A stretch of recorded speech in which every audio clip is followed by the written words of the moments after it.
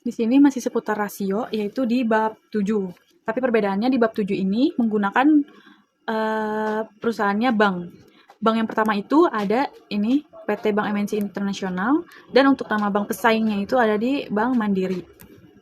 Di sini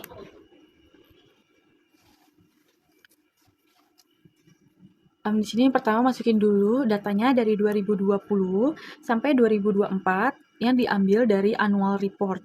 Yang pertama ini ada bank saya sendiri, yaitu ada di Bank PT Bank MNC Internasional.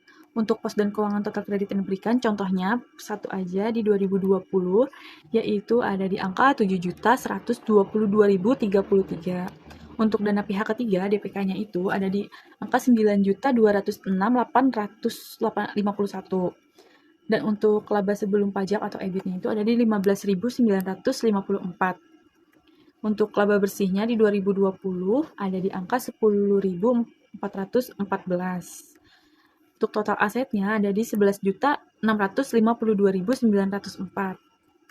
Terus total ekuitasnya itu ada di 1.551.237. Untuk NPL gross-nya itu ada di 5.690.000. Dan untuk pendapatan bunga bersihnya itu ada di angka 520.493.000. Terus untuk total pendapatan bunganya itu ada di 969.784. Dan untuk beban operasionalnya ada di angka 496.137. Untuk pendapatan operasionalnya 576.062. Untuk rata-rata aset produktifnya ada di 9.965.823.000. Ini terus kalau untuk harga saham penutupannya itu ada di 50. Jumlah saham beredarnya itu ada di angka 25.333.296.313. Dan ini sama aja di 2021 sampai 2024, masukin dulu angkanya dari data annual report. Dan ini dari ini data pesaingnya, bank pesaing dari Bank Mandiri. Untuk total yang diberikannya itu ada di angka 892.584.000. Dan untuk dana pihak ketiganya ada di angka 1.307.000.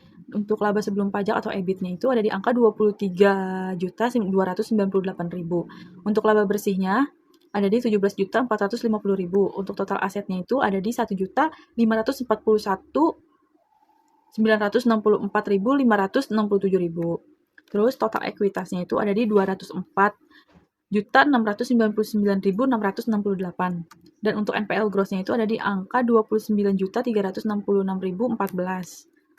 Terus ada di pendapatan bunga bersihnya itu ada di 64.034.520. Untuk total pendapatan bunganya itu ada di angka 85.777.000. Terus beban operasionalnya itu ada di 48.990.000. Untuk pendapatan operasionalnya itu ada di 98.520.000. Rata-rata aset produktifnya itu ada di 1.258.000.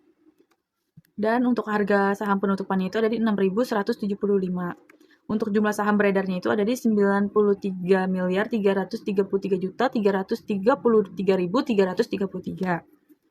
Dan sama aja nih dari 2021 sampai 2024, datanya juga dari data annual report.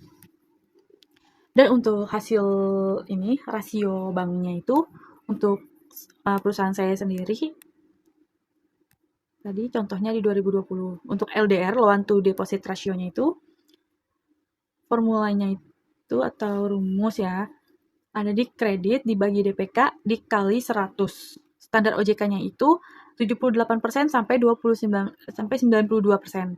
Dan di 2020 dapat di angka 77,36.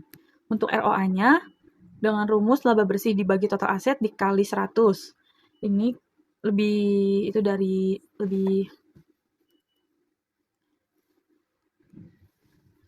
dan untuk di ROA-nya itu dengan rumus laba bersih dibagi total aset dikali 100 dengan standar OJK-nya itu lebih besar dari 1,5%. Tapi untuk di 2020 ada di angka 0,9%. Terus ini tadi 2020 itu kan tadi standar OJK-nya 78% sampai 92%, dan di 2020 hasilnya 7,37,36%. Trennya itu menurun dari 2020 sampai 2024, dan status 2024-nya itu cukup. Rating 2024-nya cukup. Jadi di sini ideal dari 78,92%, terlalu rendah sama dengan dana menganggur, terus terlalu tinggi sama dengan risiko likuiditas. Kalau untuk ROA-nya itu lebih besar dari 1,5%, dan dari 2020 hasilnya 0,9%. Dan di sini untuk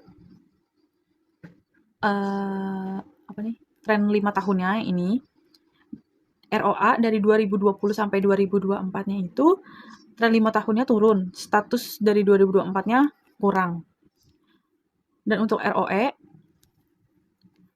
ini lebih besar dari 12%. Dan untuk di 2020 hasilnya itu 0,67%. Dan di sini tren 5 tahunnya itu turun, sehingga status 2024-nya kurang juga. Dan untuk NPL gross-nya itu lebih kecil dari 2%. Di 2020 79,89%. Tren dari 2020 sampai 2024-nya itu turun, sehingga di sini status 2024-nya kurang. Dan untuk NIM-nya itu lebih besar dari 3%. Untuk standar OJK-nya itu lebih besar dari 3%. Hasil di 2020-nya 5,22. Dan tren 5 tahunnya itu turun, sehingga status dari 2024-nya itu cukup. Kalau di BOPO atau efisiensi operasionalnya, yaitu lebih kecil dari 85% untuk standar OJK-nya. Sehingga di 2020 hasilnya 45,25%. Tren dari 5 tahunnya itu baik, sehingga status 2024-nya itu juga baik.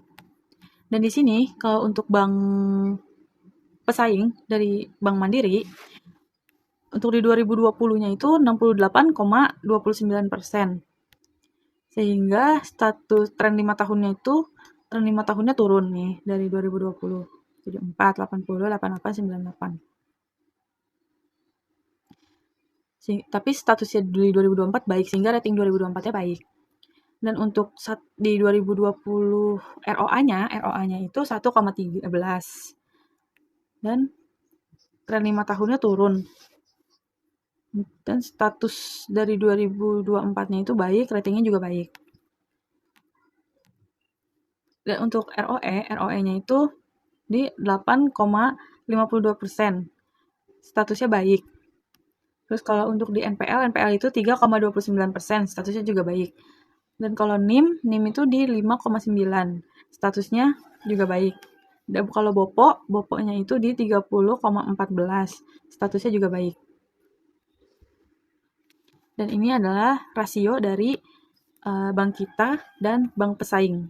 Kalau untuk di bank kita itu, bank saya sendiri, untuk status di 2024-nya masih ada yang cukup dan ada yang kurangnya ini 3, dan baiknya cuma 1. Kalau untuk di bank pesaing, Bank Mandiri, status di 2024-nya dari 2020 sampai 2024 itu baik terus.